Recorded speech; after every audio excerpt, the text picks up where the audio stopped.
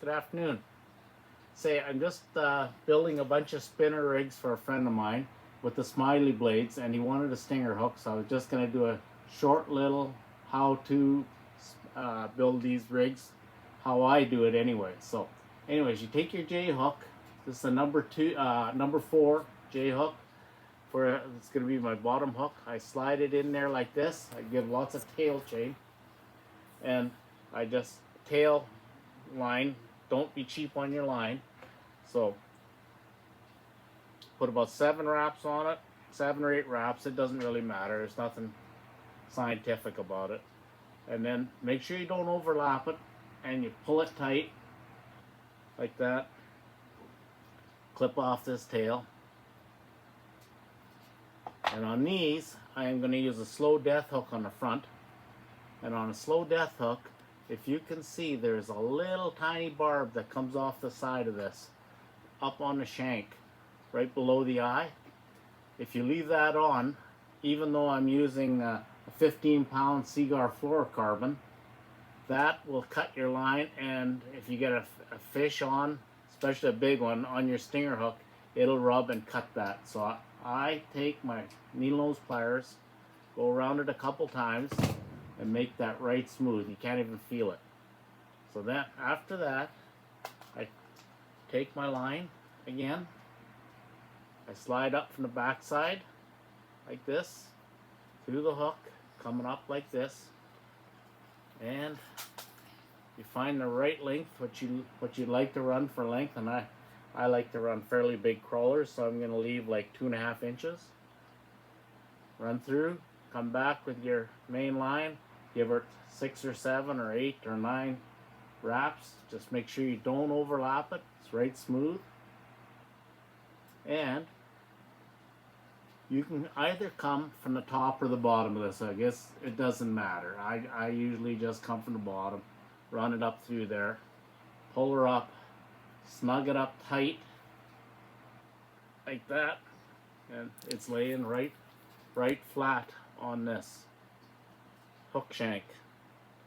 Okay, so from there I am going to go and I'll get into my beads, and I'll put a couple nice orange beads on here. And he wants these to float off the bottom because these Smilie blades will turn at a way slower speed than a regular Colorado or Indiana blade. So what I like to do is I take some of these floaters like this, I paint them all up, and I'm just going to use that one, but I think I'll use this one, and I'll slide it on the line just to lift your bait. All this does is saves you from having to inflate your worm or anything. So I'll put that on there. I'll grab a couple more of these orange ones. I'll put her on here like this. Always put a bead below your Smilie blade.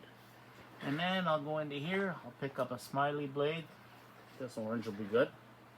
Just like this, run it up the back side, like that.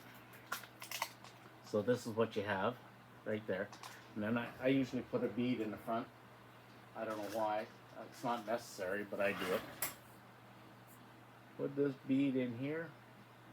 And then a good quality stainless swivel. If your line gets really long, and it doesn't matter if you're using this or Colorado blade, if your leader line gets too long, it'll sometimes twist up and go kinky. If it does that, cut it and put a swivel in the middle. That'll save it from twisting up. But there's no secret in the right length or whatever for these leaders. If they're biting hard, you can make them shorter. If it's a good bite and or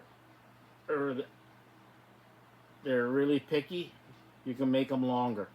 But with these Smilie blades, you can, as I said before, you can go really slow. You can slow your speed right down, 0.5 mile an hour, and they'll still turn. So this is the finished product, just like this. Then what I do is I'll take them over here,